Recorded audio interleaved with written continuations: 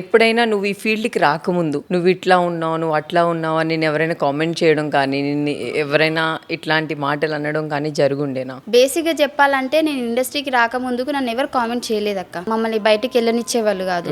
Just మేము వెళ్తున్నామా, స్కూల్కి వెళ్తున్నామా, ఇంటికి వస్తున్నామా, అండ్ కాలేజ్కి వెళ్తున్నామా, ఇంటికి వస్తున్నామా అంటే నేను బయట ప్రపంచానికి తెలియదు. నా ఫ్యామిలీ మట్టుకే తెలుసు అక్కడికి. సో నన్ను ఎప్పుడు ఎవరు అంత డిస్కరేజ్ చేయలేదు, అలా రంగు గురించి మాట్లాడలేదు. కాబట్టి నేను ఎప్పుడు అంత ఫీల్ అవ్వలేదు. అమ్మ వాళ్ళు ఇప్పుడు కాకి పిల్ల కాకికే ముద్దన్నట్టు ఇప్పుడు నన్ను బాగానే చూసుకుంటారు. ఎప్పుడు నన్ను అట్లా చూడరు కాబట్టి నాకేం అనిపించలేదు. కానీ ఇండస్ట్రీకి వచ్చిన తర్వాత నాకు ఈ ఎపిసోడ్ పడ్డ తర్వాత కొద్దిగా హైప్ వచ్చేసింది కదా, అందరూ V15 అది ఇది అని అంటుంటే కొంతమంది మాత్రం ఏముంది దీని దగ్గర, దీన్ని ఎందుకు అంత పొగుడుతున్నారు, అది ఎటు లేదు, గలీజ్ గా ఉంది, ఇంత నల్లగా ఉంది, అది ఇది అని చెప్పి.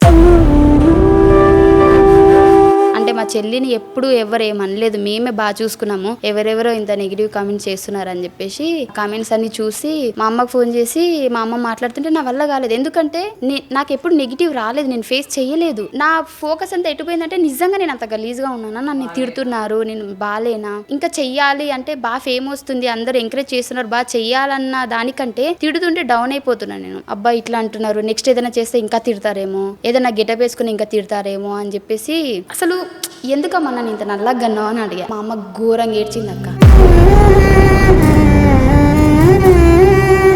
అందరు అట్లనే అంటారు, పట్టించుకోవద్దు. ఇప్పుడు నీకంటే కూడా ఉంటారు మాక్సిమం, ఎవరన్నా ఉంటారు, నీకంటే కూడా గలీజ్ ఎవరన్నా ఉంటారు, నీకంటే కూడా ఇంకా బ్లాక్ ఎవరన్నా ఉంటారు అని చెప్పేసి మా అమ్మ నాకు కవర్ చేసింది. అంటే ఇంకా ధైర్యాన్ని ఇచ్చింది తప్పించి. సో అట్లా అన్నమాట. ఫస్ట్ లో చాలా ఏడ్చాను అక్క. అంత ఎంజాయ్ చేయలేదు నా సక్సెస్ ని నేను.